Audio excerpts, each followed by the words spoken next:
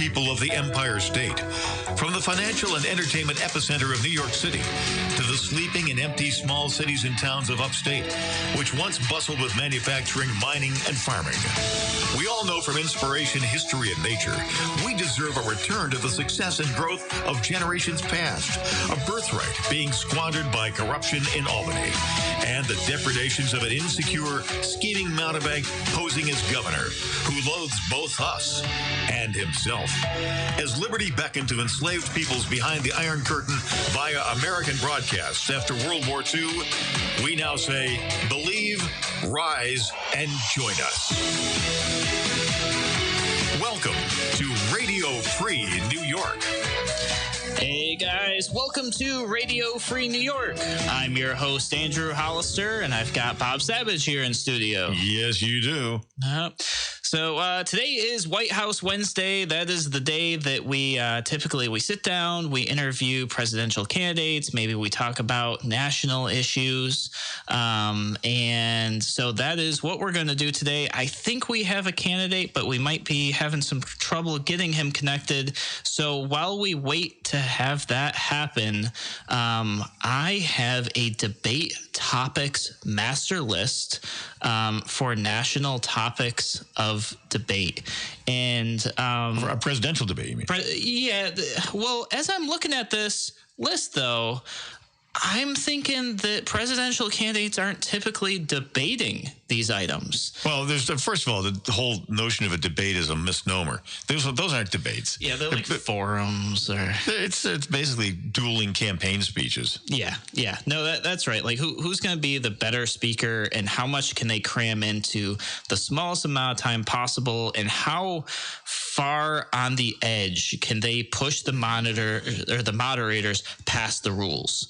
Because that definitely seems to be what typically happens in what we would call debates. Or, unless in the case of CNN moderated Democrat debates, the moderator is in the tank for one candidate or another. Yeah, and it definitely appears to be that way. You know, I would love to be a fly on the wall in some of those back rooms where you can maybe see and hear what's really going on, and are the campaigns there? I got to assume that the campaigns are like pressuring these people to like provide them with the content and the information in advance, and do they get to leverage favorability, or is it just the moderators themselves prefer one candidate over another? I don't really know, but one thing for sure is, like, it always seems to be that way. Right, the infamous case of the Bernie Sanders Elizabeth Warren flap with a CNN moderator when Elizabeth Warren queried Bernie about making some statement to the effect that no woman would ever be elected president. And Bernie denied saying it, and then the moderator pressed it with the very next question. Yep, absolutely. One of the things I do appreciate, though, I do appreciate when moderators push for an answer to the question. This is something I have to do sometimes, and it's almost uncomfortable, when it has to be done. But I do candidate vetting. So I have to sit there on the committee, and the candidate says, hey, we want your endorsement. We got to ask them some questions. Sometimes those are pretty hard questions. And occasionally we'll get the candidate that, man, they've got that stump speech down. They're clearly like, they've been practicing, right? And so you ask them a question, and they give you this very lengthy, polished answer. And by the time they're done speaking, you actually almost can't remember the question that you asked. And then you realize, wait, they never answered that question. So a lot of times I've got to be the guy that says, okay, so this is what the question was. Like, what's your answer? And it doesn't matter how you feel about the person. You could like or dislike them. It's always uncomfortable when you have to ask that. And so when it's kind of refreshing when you see people actually press for an answer to the question. Well, they should, and what's gone on there is that they're so trained to give an answer which advances what their agenda is. It's a struggle for control. Yeah. They're trying to control the narrative, and moderators all too often just let them get away with it because they're ideologically in line and they like what the answer was, even though it wasn't responsive. You're absolutely right. We need to insist on answers like we would insist on in the practice of law in a courtroom. Yeah. Please direct the witness to answer the question. Yeah. It would be cool if, like, as the audience, you could have a button for that, and if the candidate like finishes and doesn't answer the question, you push it and just like a little red light flashes or a little thing goes off. And never mind that. How about a little electroshock therapy? There you go. In their chair. Well, that might be abused a little bit. I don't know. I don't know if Bernie would make it out of the debates that way. Well, certainly Trump wouldn't. Yeah. So I've got this list of like all these various debate topics, and some of them, the first set that came up, I was looking at this and I'm like, I feel like these don't truly get debated. Like the first one definitely, I think, gets some conversation, but certainly not as much as it should. And that's all people should have the right to own guns. This is from prepscholar.com, by the way. I don't know if they lean left. I don't know if they lean right. But the stuff they've got in here is pretty meaty topics that should be talked about, I think. And then some of them, I don't know if they've ever been talked about. So the second one, and this is under social and political issue debate topics. The second one is the death penalty should be abolished, like whether or not the death penalty should be abolished. I don't know that I've ever really heard that discussed in a presidential debate. Buttigieg has a position on that, doesn't he? He has a position, but has it been like asked and moderated and discussed like on the national debate floor, if you will? Like, that's too polarizing. They won't debate something like that. They'll debate things like getting Wall Street to pay for free college. Sure. Yeah. Of course. The next one on this list was also, to me, kind of interesting. I was like, where did this come from? Like, is this truly a hot topic? And this is whether or not human cloning should be legalized. And I was like, is this a problem? Am I out of touch with this like pressing issue? I'll give you guys a great example. Last night I was at the Monroe County Legislature session, and I was there because there is Gun Owners of America was presenting their sanctuary to a county legislation. So they had their 2 minutes to talk about it. Well, there were 2 items that were going up for a vote last night that I was not aware of. One is for a climate change committee on the county level. And I apologize because it was the first time I even heard that was being proposed. So I don't have much information for you guys on it.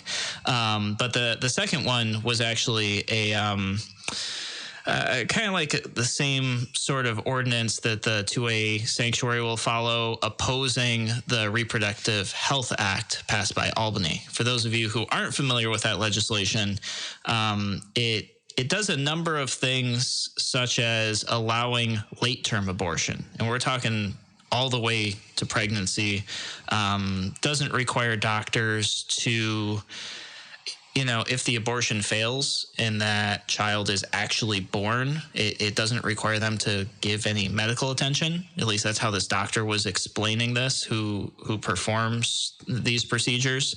And a number of things. I was surprised to see how many Democrats actually got up and said, like, we totally oppose this. Feminist organizations showed up saying that they oppose it and actually make things significantly unsafer for women. And then there was an example brought up of a woman who was stabbed in the Bronx, lost her child, and the district attorney was forced to drop charges on the loss of the child because of this act. So there seems to be bipartisan support, like this is a problem. But going through that whole process, I have not seen or heard anything about human cloning. So it's not a big topic of conversation with most people. So yeah. So you're listening to Radio Free New York. This is White House Wednesday. We're talking about national things. We're going to take a real quick break, and we'll be back in a moment.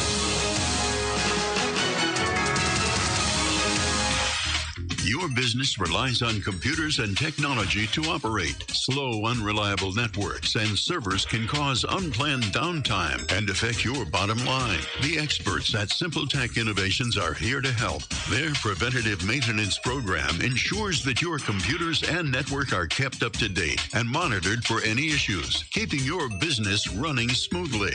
They also help clients achieve HIPAA, PCI, and New York State cybersecurity compliance to keep your network safe and secure. Whatever your business IT needs are, Simple Tech Innovations should be your first call. They've won the Best in Rochester 8 years in a row and have an A-plus Better Business Bureau rating. Call them today for a free consultation at 585-200-3182. That's 585-200-3182. Simple Tech Innovations. If you're looking to market and grow your business, make new business connections, and give back to the community in a meaningful way, consider joining the Greece Regional Chamber of Commerce. We're the largest suburban chamber in Monroe County, and we offer networking, education, marketing, insurance, and advocacy. You do not need to live or work in Greece to join. Our members come from throughout the region. In short, we're better together, and together, we're moving business forward. Visit greecechamber.org or call 585-227-7272 to join today. Tom Walls started in 1955. Since then, America has been through wars, natural disasters, and economic highs and lows. Rochester companies have had their ups and downs, but one constant, Tom Walls. Tom Walls has stood the test of time. A Wahlburger and a frosted mug of root beer on a sunny afternoon brings us closer to our past and reminds us of what is good. My name is Riley. I am Tom Walls. Share the good times. Tom Walls. Why do businesses choose to move their website from Wix and Squarespace to Simple Tech Innovations? Maybe it's their excellent customer service or attention to detail. Maybe it's their ability to give a truly customized solution. Or perhaps they just like the fact that Simple Tech is a local small business that builds relationships with its clients. Whatever the reason may be, you can rest assured knowing that the local team at Simple Tech has your best interest in mind when building or updating your website. They're hands-on and love helping customers achieve their goals. But don't take my word for it. They've won the Best in Rochester 8 years in a row and have an A-plus Better Business Bureau rating. If your website doesn't match your dreams or isn't achieving your goals, give the professionals at Simple Tech Innovations a call today for a consultation at 585-200-3182. That's 585-200-3182. Simple Tech Innovations. You're listening to Radio Free New York. All right, welcome back to Radio Free New York. I'm your host, Andrew Hollister, and we're just talking about national debate topics, and we're talking about some things that get debated and other things they don't get debated. So we're going through this list here, but I definitely want to hear from you guys as listeners. So the phone line's open. That number is 585-346-3000. Once again, 585-346-3000. And also, jump on Facebook, jump on YouTube, search Andrew C. Hollister, click on the live stream, and post a comment. Tell me what things you believe should be talked about nationally, especially by presidential hopefuls, that maybe aren't being talked about, or if they are being talked about, maybe you feel that they shouldn't be talked about, or maybe you feel that they're not really answering your question, which I believe is probably the number one thing most Americans would say is that they're not talking about the things that we need to hear them talk about, and when they do talk about what we want them to talk about, they're not actually answering our questions. So that's my take on it. So what I've got for you guys, I've got a list here of from prepscholar.org of social and political issues that are supposed to be debated. I don't have like where they came up with this list. They're supposed to be debated according to whom? I guess. According to PrepScholar.com and a part of their debate topics master list. Okay. So these are the topics that Prep Scholar would like to hear discussed. Yeah, absolutely. Whoever they are. Yeah, whoever they are, they're ranking top in Google, so like they're at least doing their SEO right. So the last topic I thought was like pretty bizarre, to be honest, and that was whether or not human cloning should be legalized. Well, I think we can settle that debate pretty quickly. I've got 3 words for you, and that's another Hillary Clinton. Another Hillary Clinton. Another Andrew Cuomo. Yeah, exactly. They just clone a replacement. Cuomo. Yeah, I don't know. I think there's probably a lot of religious discussion around human cloning, and I'm not aware of the scientific back and forth and religious back and forth on it. So I certainly couldn't adequately argue either way on this one myself. Well, there's some medical ethics involved there. Yeah, I think so. I think so. And I think that this probably would go deeper too, like the cloning of animals to use for food, if that ever became something. I don't know. It could be happening right now. I don't know much about this topic. Well, yeah, Dolly the sheep. Yeah. Remember Dolly the sheep? Yeah, that was a long time ago. So I'm assuming that the technology's got to be better. there. Yeah. All right. So the next one, though, I think we're all pretty familiar with, and that is, should drugs be legalized? Should all drugs be legalized? There's certainly a large push for marijuana legalization, or I should probably say decriminalization. I think decriminalization is the large push rather than legalization. And I think I actually did a show about this probably a couple months ago, explaining the differences between legalization and decriminalization. And I believe the direction I'm leaning towards for most things is that when legalization is put in place, what happens is taxes and regulation. But when it's decriminalized, it's almost more free and more readily available, and more, you have better access to it when it's decriminalized than when it's legalized. So based on my understanding, you should definitely check out that show where I break it all down. But I think more things ought to be decriminalized than legalized. And I think you could look at that with many different things. Marijuana decriminalization is one thing, but we should be looking at decriminalizing anything that doesn't harm somebody else. Anything that you do that doesn't pose violence or harm to another person that is currently illegal, we should decriminalize it. And there we go with a slippery slope. Because, it's very funny that you bring this up, because our friend Pete Buttigieg, who did very well in Iowa and New Hampshire, got zapped on a stance he took, an online position about the legalization of drugs. And he was much more moderate sounding until a member of the press asked him, well, your website says legalization for anything. And so this woman asked him, what about heroin? Sure. Yeah, absolutely. And that's the thing. I think that what we have found as a society, and we don't necessarily have to like this, is that, people are going to do it anyways.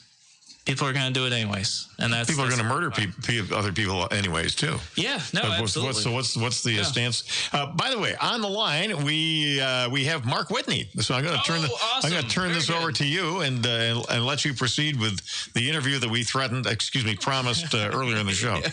Mark, welcome to the show.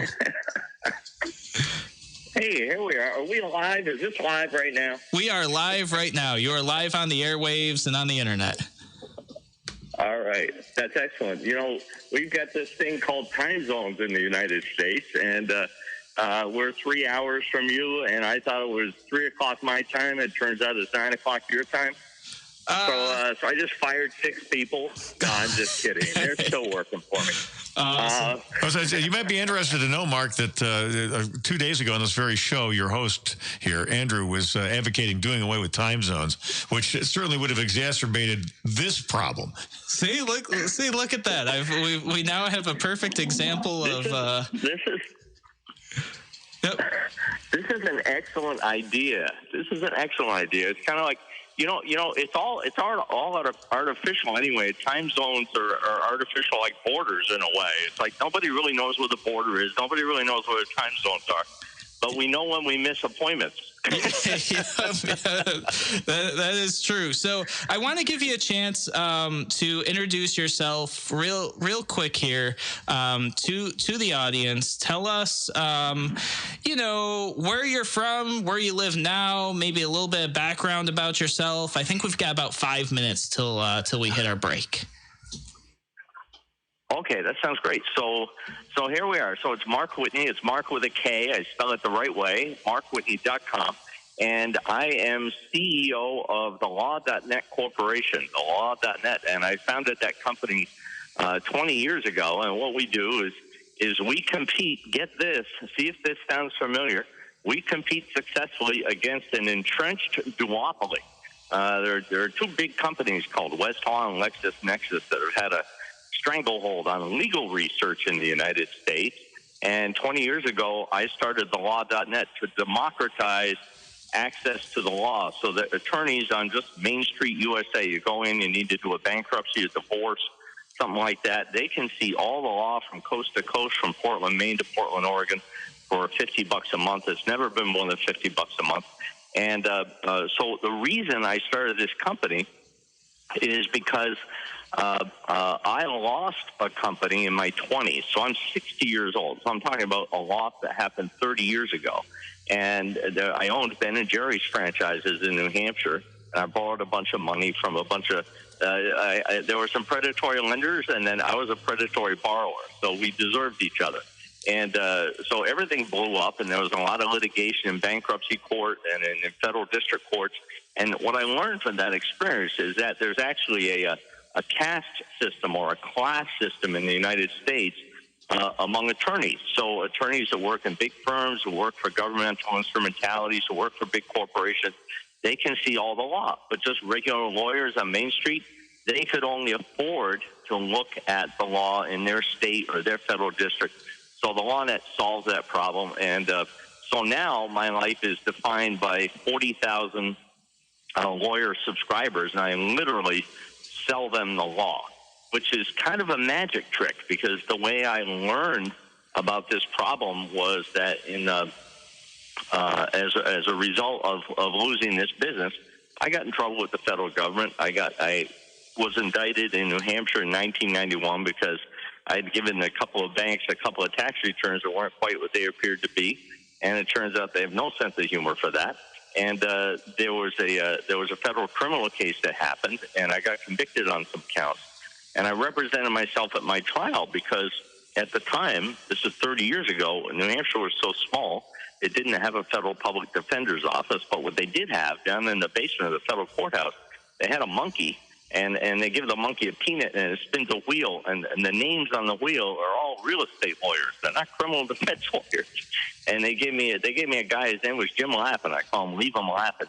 And so we made him standby counsel. I represented myself, and I got convicted on some things, and they shipped me off to prison. And I'm sitting in the jailhouse working with a prison typewriter, and it took me 9 months to prepare my appeal. And so ultimately, I got my sentence declared unconstitutional.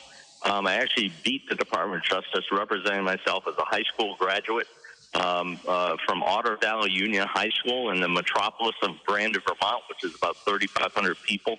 I grew up in a town of 200 people, Hubbardton, Vermont. My mom was the only vote for McGovern in 1972. In that town, she had a bumper sticker that said, "Don't blame me, I voted for McGovern." So it's kind of this isn't the kind of story that you put in your yearbook. I'm gonna get Ben & Jerry's and I'm gonna blow shit up and then go up. I can't say that on this radio, probably. No. My apologies for that. Yeah, I do a lot of these live streams where you can just say anything. Yeah, this isn't one of them. You wouldn't put this in your yearbook that you're going to start a business and then, blow everything up and then go to jail and learn about the law and then end up, being a company that has 40,000 lawyers as your customers. But that sometimes is how creativity works. Hey, Mark, got to ask you a quick question as we go out to break here. Did you ever see the movie My Cousin's Vinny? I've seen it 10 times. It's my favorite movie. I was going to say, you probably should if you haven't. Go ahead, Andrew. All right, guys. This is White House Wednesday in Radio Free New York. We're going to take a brief break here. When we come back, we're going to talk more with Mark Whitney, who's running for President of the United States.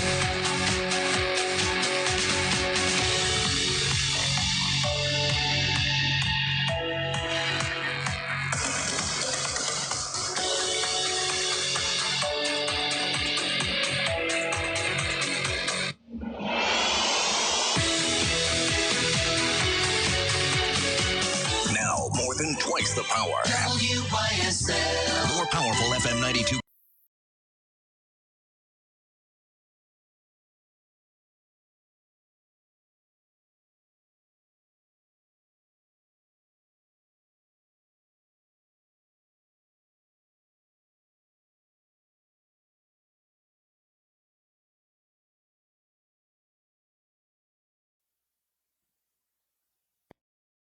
Of lake effect snow with several more inches. Friday will start off with lake flakes, then clear in the afternoon, and much colder for the end of the week. I'm Rich Cadelia, WYSL. Know why everybody's picking Patrick? It's the price. And it's easy. Patrick Buick GMC is the largest, most experienced Buick GMC dealer in Rochester. People have been picking Patrick for over 35 years because all our employees are highly trained professionals. People pick Patrick for our 3,000 five-star reviews with a 97% approval rating.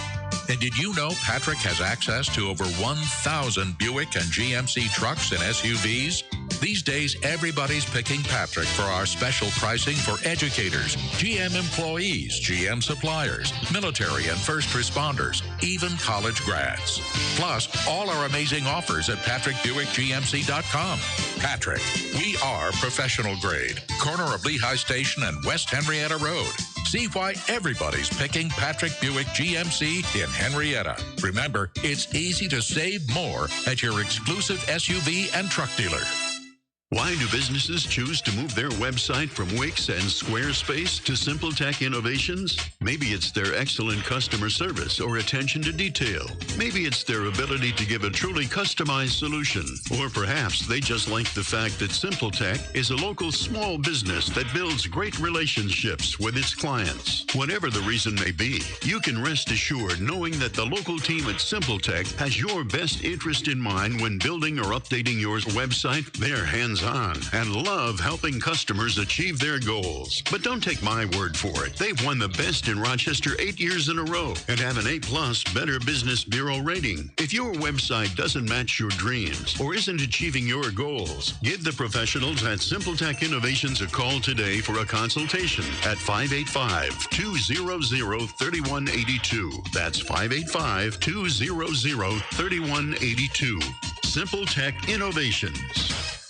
Hi, my name is Ryan Bourne. And I'm Danica Bourne. And we're the owners of South Coast Tax. We started our company 10 years ago in an effort to help our fellow Christians experiencing tax issues resolve their matters by taking a simple 3-step approach.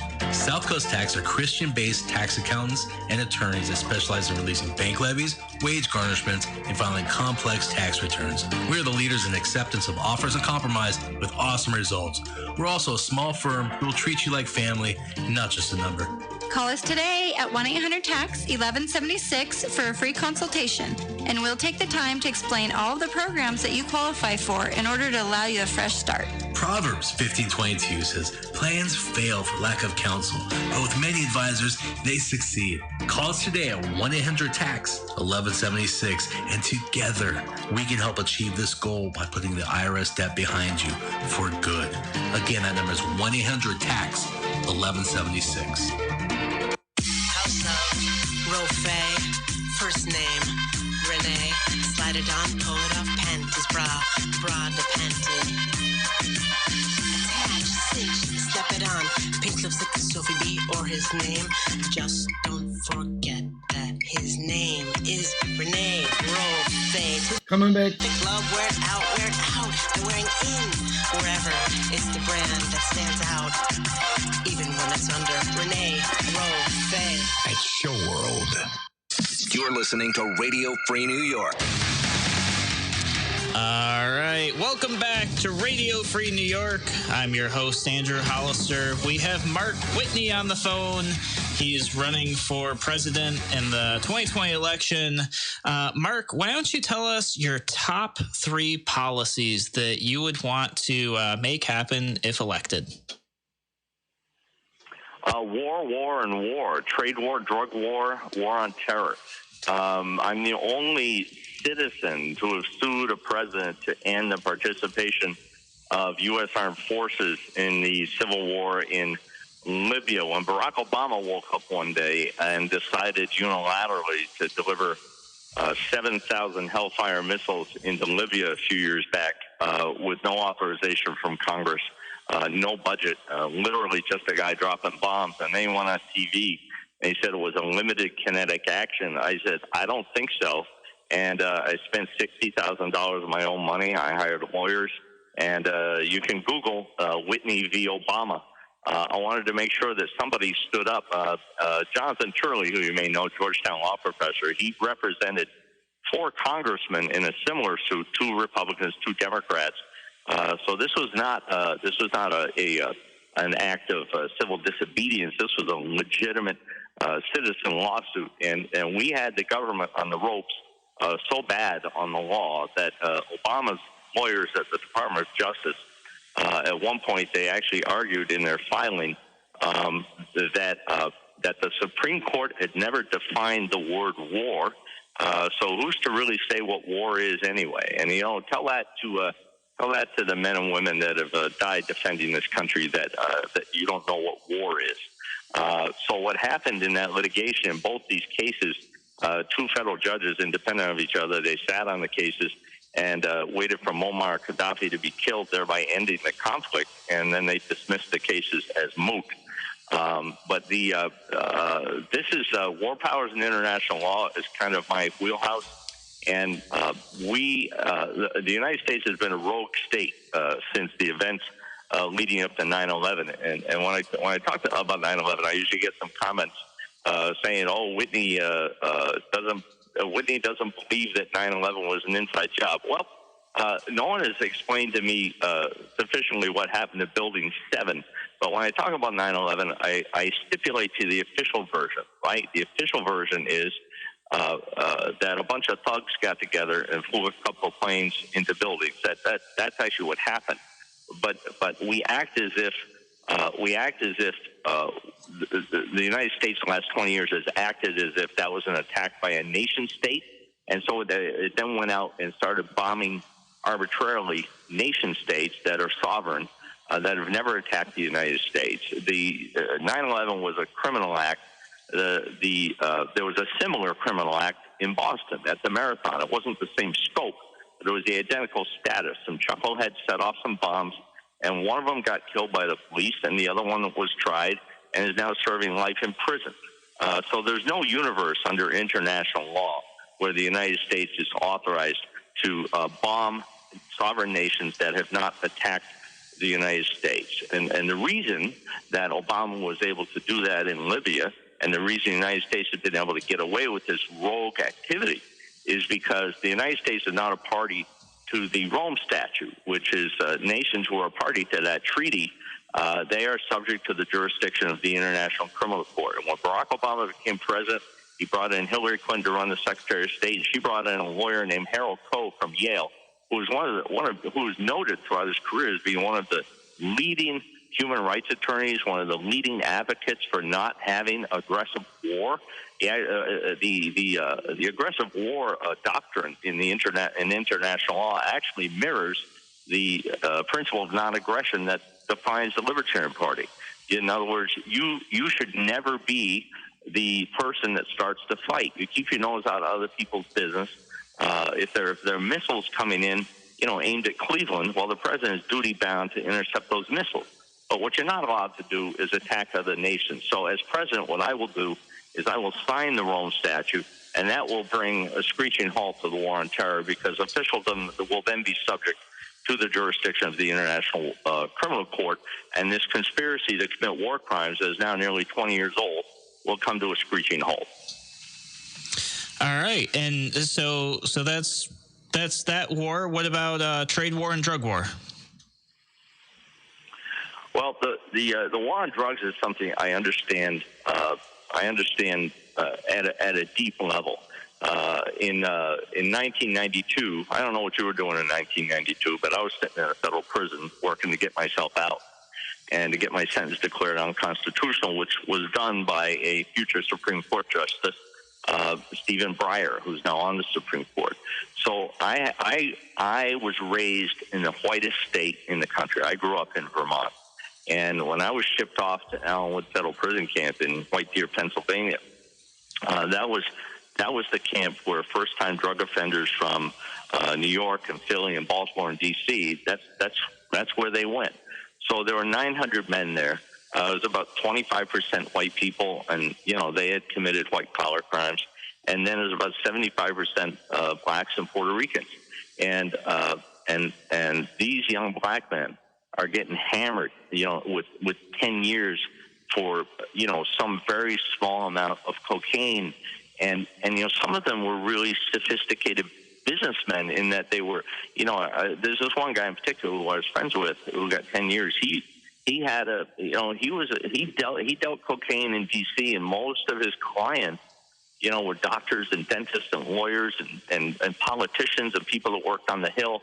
And he was very careful to sell to people who were entrenched in polite society, because he felt that, he was less likely to get caught. But when one of them got caught, they ratted him out. Now he's got to do 10 years. Prohibition doesn't work. As president, I will pardon nonviolent drug offenders. The idea that the government has some role in dictating what goes into your body or what comes out of your body, whether you're putting drugs into your body or whether you want to regulate whether or not a fetus sees the light of day. The 14th Amendment does not confer jurisdiction of the federal government over fetuses. Jurisdiction over fetuses, that's up to the woman. And so, prohibition of all these types of, libertarians believe in markets. A free market is never wrong. So policymakers they make a policy that says we're going to have this outcome. We're going to have zero tolerance for these substances. And they know when they do that, they're creating a black market. They know when they do that, they're creating a market for the private prison industry. The 13th Amendment is the Constitution was silent on the topic of slavery and indentured servitude until the 13th Amendment was ratified.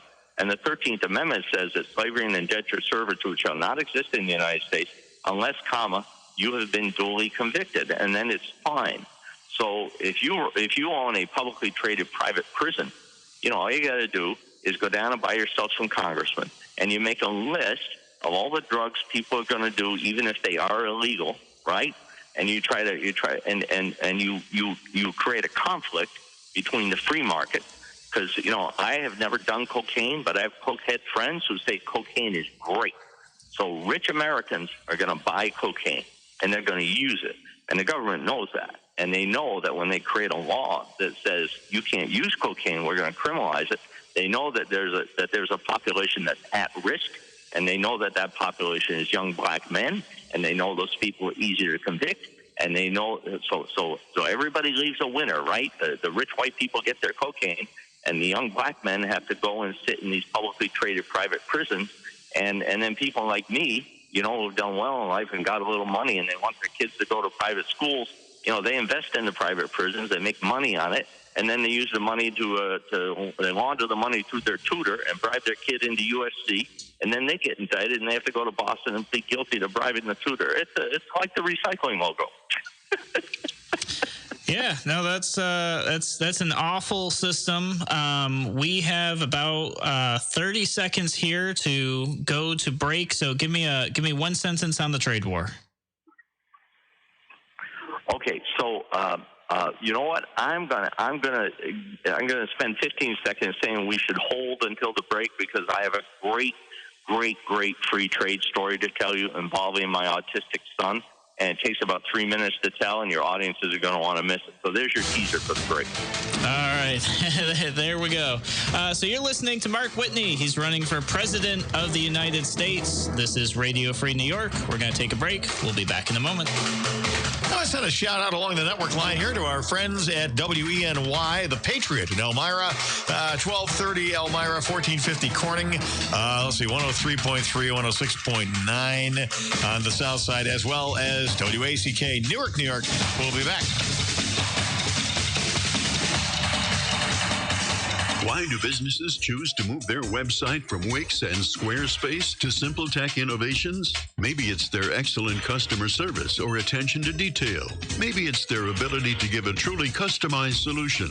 Or perhaps they just like the fact that SimpleTech is a local small business that builds great relationships with its clients. Whatever the reason may be, you can rest assured knowing that the local team at SimpleTech has your best interest in mind when building or updating your website. They're hands-on and love helping customers achieve their goals. But don't take my word for it. They've won the best in Rochester 8 years in a row and have an A+ Better Business Bureau rating. If your website doesn't match your dreams or isn't achieving your goals, give the professionals at SimpleTech Innovations a call today for a consultation at 585-200-3182. That's 585-200-3182.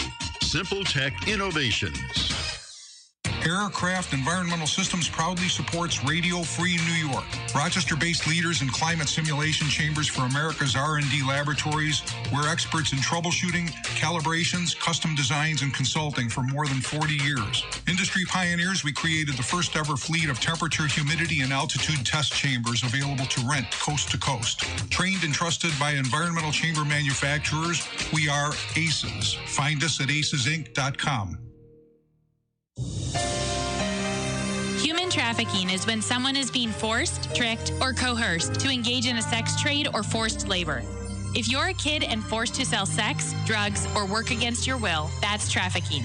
You're not a criminal, and there is help available. Call the National Human Trafficking Hotline at 888-373-7888 or text Be Free. Sponsored by the Livingston County Safe Harbors Human Trafficking Task Force. Your business relies on computers and technology to operate. Slow, unreliable networks and servers can cause unplanned downtime and affect your bottom line. The experts at SimpleTech Innovations are here to help. Their preventative maintenance program ensures that your computers and network are kept up to date and monitored for any your business running smoothly. They also help clients achieve HIPAA, PCI, and New York State cybersecurity compliance to keep your network safe and secure. Whatever your business IT needs are, SimpleTech Innovations should be your first call. They've won the best in Rochester 8 years in a row and have an A+ Better Business Bureau rating. Call them today for a free consultation at 585-200-3182. That's 585-200-3182. SimpleTech Innovations. Radio Free New York. We're just getting Mark ready here for for the White House with a little hail to the chief. All right, welcome back to Radio Free New York. I'm your host, Andrew Hauser. We have Mark Whitney on the line. He is running for president. And Mark, you said you've got a story you wanted to share with us. Yeah, I read a story. It's one of my favorite stories to share on the trail, and it's a libertarian story with a California twist. I'm talking to you from San Diego, where I've lived the last 20 years. My youngest son, Chris, is 32 today, and he is autistic. When Chris was 18, his Xbox video game broke. His Xbox broke, and he figured out how to fix it, and then he invented an Xbox repair kit. And the way so the Xbox had proprietary screws and washers and parts, and there was no screwdriver on the market to even take the screws out. So here's what Chris did, and I just think it's a beautiful thing. He hooked up with his friend Wilson, in Beijing. You know, the Beijing they keep in China. So he met Wilson playing video games. And he says, Wilson, can you hook me up with some engineers in China? And, you know, they got, you can't walk 2 steps in Beijing without tripping over engineers that are looking for work. So Wilson hooked Chris up with engineers in China, and they designed and remanufactured replacement parts and proprietary screws and washers for the Xbox. They manufactured a special screwdrivers and also this clamp that you could pop the thing open. And Chris, this Xbox repair kit that Chris put together with Wilson, you know, one day, I swear to God, I'm not making this up, hand to God, there were boxes filled with parts. Our garage was filled with stuff with Chinese characters that said Chris Whitney in English on the side. And this Xbox repair kit went viral. And he designed this with money he saved working the In-N-Out. And using the principles, the financial literacy became really the thing that defined my family's culture as a result of the company I lost in the 20s. So Chris bootstrapped a company by rolling over his profits year after year. By the time he was about 28, he had one of the top 500 Amazon fulfillment centers. He was doing $15 million a year at his peak and employing people. He had a warehouse and everything. And then by the time when he got to $10 million, he got a letter from the state of California. And you would think it would be from the governor saying, hey, geez, Chris, it's great to have an entrepreneur in her 20s here who bootstrapped a company at $10 million with no debt, no interest, no family money. That's not the letter he got. He got a letter from the tax department saying, now that you're at $10 million, you've got to cash flow your sales tax. You got to prepay your sales tax before you sell anything. And so now Chris doesn't run his company in California. He doesn't do it here. And but the point of the story is that there were no lawyers, there were no CPAs, there were no it was just two kids that met each other on a video game, trusting each other. Right? Chris was sending tens of thousands of dollars to his friend Wilson in Beijing, and then 4 weeks later, a big barge would pull up to the bay here in San Diego, and parts would get unloaded. Chris would go down to customs. He had a customs agent. It all gets cleared through. And it's just two people trusting each other. It's the best example of, it's a model for what the world should be, as far as I'm concerned. Yeah, no, that's a great story. That's really awesome. One of the things that I want to make sure we cover, since we've only got about, I think, 6 minutes left in the show, I want to give you a chance to answer a couple questions that I know hang on everybody's mind when we talk about libertarian candidates.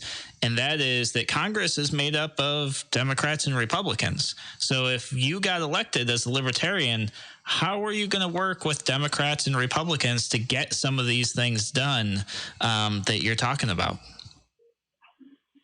Well, that question is super easy for me to answer. In addition to being CEO of the LawNet Corporation, I am also a national figure in that for several years I have toured the North American Independent Theater theater circuit with my one-man show called Fool for a Client, about that one time in my 20s when I represented myself in federal court. It's a hit show that landed me on the cover of Story magazine with Drew Carey and Russell Brand. And my favorite city to perform that show is Washington, D.C. So I go in, I do a 2-week run, it's sold out. And the people in the audience, it's just down the road from the White House, the Studio Theater where I perform. The people in the audience are Democrats or Republicans. Most of them work for the government. A lot of them are prosecutors. A lot of them work on the Hill. They're Democrats and Republicans. And I perform this libertarian story for them. And you can go to markwhitney.com, your listeners, click on Memoir. You can watch the show for free. You can see me performing this show, Fool for a Client, in the Studio Theater. And what you'll see is a guy telling a libertarian story to Democrats and Republicans. And at the end of the show, it's a standing ovation. So here's what I've learned that a lot of libertarians haven't figured out. What this story does, what Fool for a Client does, is it reminds the Democrats and Republicans of what they forgot they believe. We are a libertarian people with an authoritarian government. But when people watch Fool for a Client, it reminds them what they forgot they believe. And that's even true of federal prosecutors. Because I have this legal software company, I have all the contact information for the nation's lawyers. So when I go into a city like D.C., we email the attorneys in that city, and so half the people in the audience are prosecutors that work at the Department of Justice. At the end of the show, they're giving me their business card, shaking my hand, saying, I agree with everything you said here about the war on drugs, about the zero tolerance, and if there's anything I can do to support you, let me know. So what I've learned from these experiences is that, I have a tremendous amount of empathy for people. I trust people, and people are on a treadmill. Everyone's doing the best they can. Everyone's just trying to survive. So when we go out there as libertarians and we assume that people are stupid, we assume that people don't know they're free, we're ignoring the reality that the messaging they're getting from their news bubbles and the treadmill that they're on, just trying to make a living. Even somebody who's a prosecutor at the Department of Justice, everyone's just doing the best they can. So you have to have a tremendous amount of empathy. You have to listen. You have to tell stories, and you have to remind people what they forgot they believe, because everybody believes in these fundamental principles of privacy, of free political speech, of freedom of religion, of equal access to justice, of equal access to the law, equal protection of the law, equal access to justice. Everyone believes in these things. Everybody wants peace. Nobody wants war except the war profiteers. Nobody wants prison except the prison profiteers. So we are all working toward the same things. We believe in the same things as a people. We are a libertarian people with an authoritarian government. So I believe, based on my experience performing in this show and otherwise, that I can bridge that divide and always be the guy, use this presidential platform to remind citizens, to remind everybody, people in D.C., remind people what we believe, remind people what we're all about. And the biggest opportunity of being president is the opportunity to assign ideas to people. And the Democrat and Republican presidents have been assigning bad ideas because they're owned and controlled by their parties. They're owned and controlled by large corporations.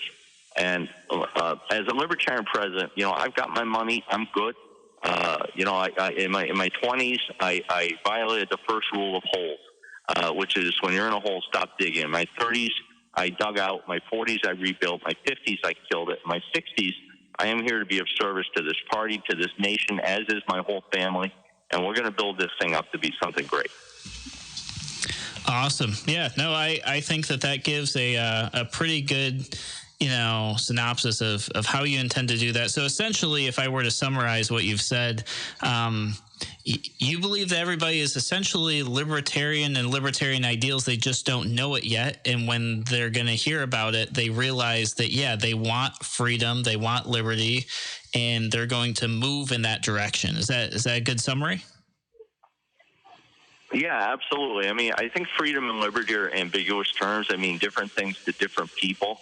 But I think that a libertarian president, the value of that podium is you have the opportunity to remind people what they forgot they believe. I don't think, the libertarian platform to me is the Bill of Rights and the Constitution in different words. It's not a second steering wheel. It's extracted from the principles in our founding documents. The libertarian, we wouldn't have a political organization called the Libertarian Party if it wasn't for these founding documents, if it wasn't for unfettered political speech and the right to associate. So these are fundamental principles that just are not messaged by the Democratic and Republican parties and the media that supports them. So that's what's going to change when I'm president. I know how to sling a story. I know how to tell a joke and lighten people up so you can talk about difficult things and work together. All right. Thank you very much. That is all the time we have today. Guys, this is Mark Whitney. He's running for President of the United States. We'll catch you guys tomorrow, same time, same place on Radio Free New York.